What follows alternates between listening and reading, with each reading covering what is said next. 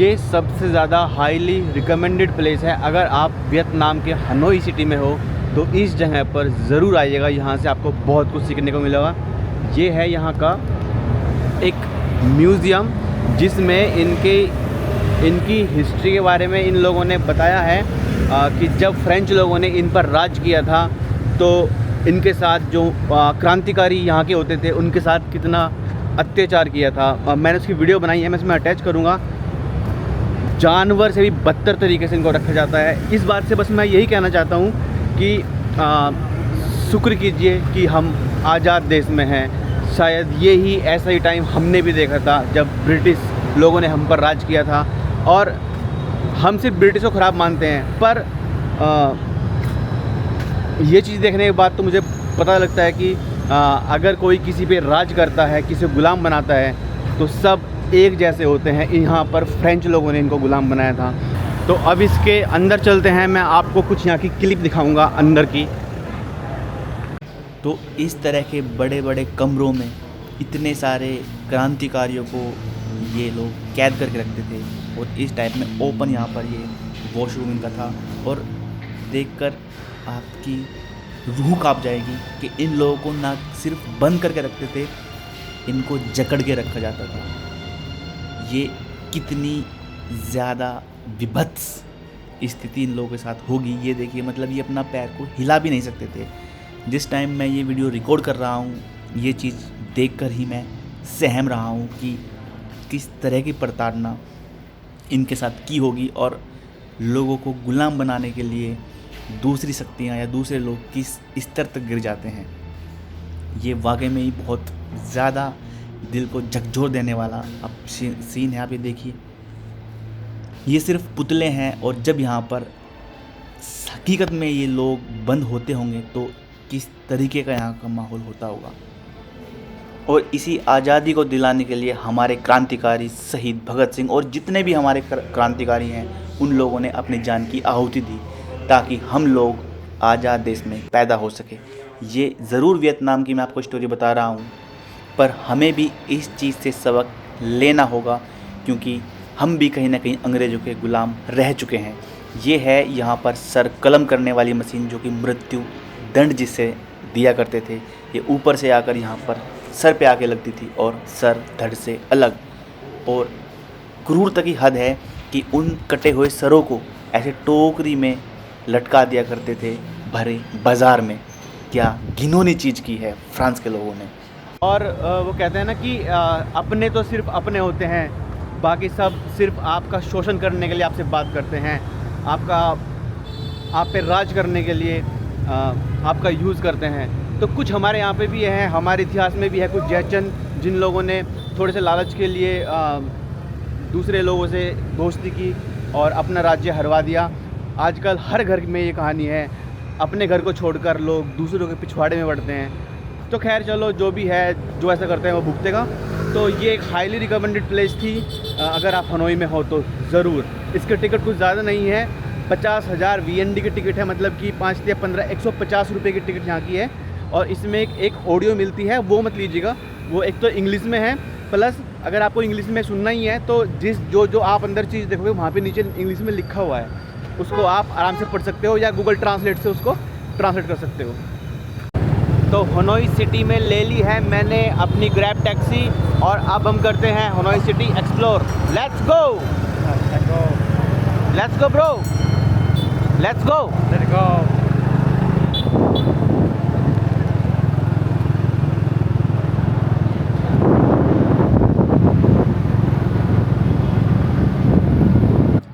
ये यहाँ की गार्ड चेंजिंग सेरेमनी है और मैं लक्की हूँ कि ये मुझे यहाँ पर होते हुए मिल गई है।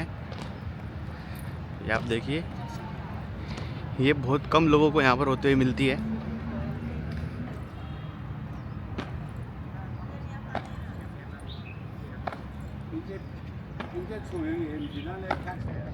ये जो आप मेरे पीछे देख रहे हैं ये है हो ची मिन्ह का सबसे प्रसिद्ध टूरिस्ट प्लेस, मतलब कि ये थोड़ा हिस्टोरिक है यहाँ का। यहाँ के जो संस्थापक थे हो ची मिन्ह, उनकी याद में ये बनाया गया है। मतलब आप कह सकते हैं कि वो यहाँ के महात्मा गांधी थे।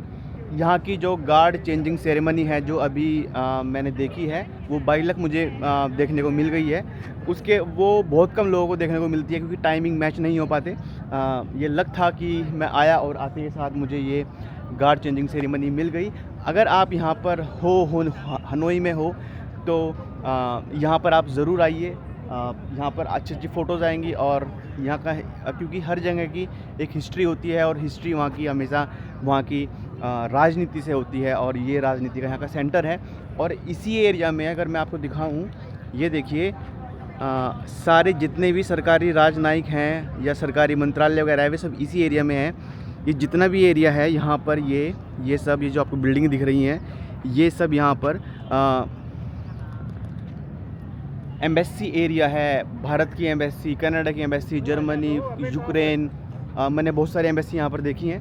तो ये मतलब ये कह सकते हैं कि ये हॉट स्पॉट है हनोई का। और हनोई में अगर आप यहाँ पर हो तो ये डेफिनेटली यहाँ पर आइए। इसकी एंट्री फ्री है और ये 5 बजे तक खुला रहता है। अभी हम चलते हैं किसी दूसरी टूरिस्ट अट्रैक्शन पर। तो हनोई की एक और नई जगह मैं हूँ, यहाँ पर आप भी आ सकते हैं। एक लेक है जिसका नाम है वेस्ट लेक और यहाँ पर बहुत हैपनिंग सा माहौल है। ये ऐसा कुछ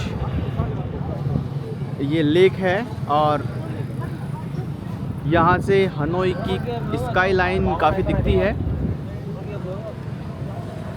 मैं एक बार इसमें आगे तक चलकर आपको दिखाता हूँ कुछ अच्छे अच्छे नज़ारे, क्योंकि ये लेक बहुत बड़ी है। अगर मैं इसका एक राउंड लगाऊँ इस पूरी लेक का तो करीब 12 से 13 किलोमीटर का चक्कर पड़ जाएगा। तो ये तो इम्पॉसिबल है। खैर मैं देखता हूँ इसमें आगे मुझे क्या क्या यहाँ पर मिल सकता है।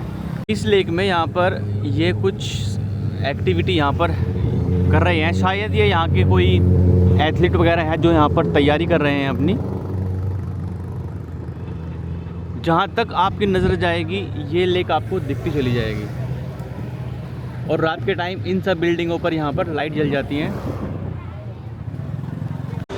यहाँ पर ये एक स्ट्रक्चर कुछ है, ये मुझे नहीं पता क्या चीज़ है, पर शायद ये यहाँ कोई मंदिर वगैरह हो सकता है। इस चीज़ से एक चीज़ तो मुझे साफ पता चल गई कि कहीं ना कहीं इनके भी जो मतलब जो पुराना इनका इतिहास देखा जाए तो यहाँ पर हिंदुओं का प्रभाव बहुत ज़्यादा था। क्योंकि इस स्ट्रक्चर में मुझे एक स्वास्तिक का निशान मिला है जो मैं आपको अभी दिखाने वाला हूँ। ये देखिए,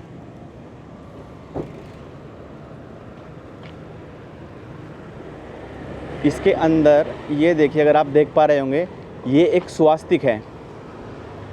और ये स्ट्रक्चर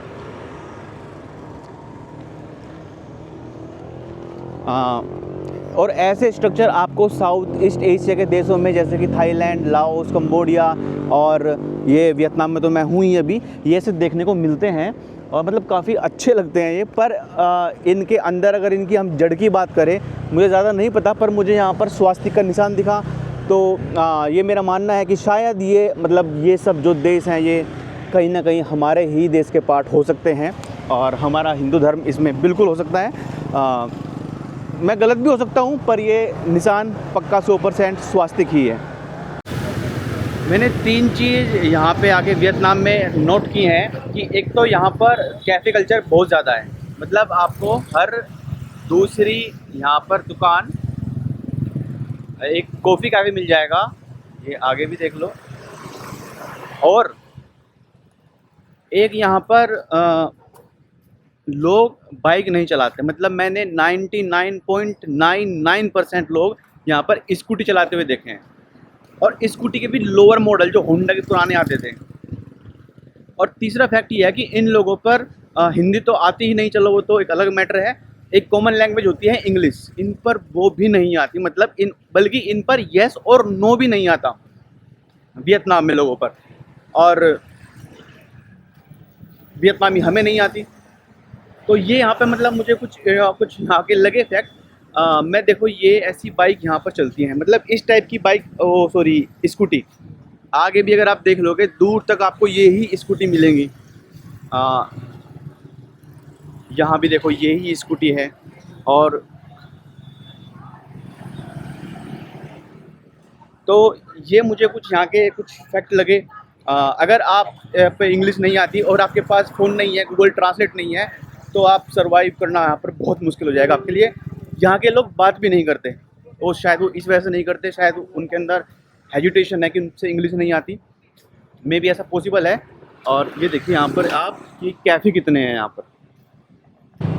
मेरे बिल्कुल पीछे यहाँ पर एक वियतनामी शादी हो रही है, उसकी कुछ मैं आपको झलक दिखाता हूँ। ये ऐसा कुछ फंक्शन यहाँ पर लोग सेलिब्रेट कर रहे हैं शादी का। ये यहाँ पर दूल्हा और दुल्हन, और ये कुछ ऐसा यहाँ पर माहौल। और इसकी लोकेशन देखो,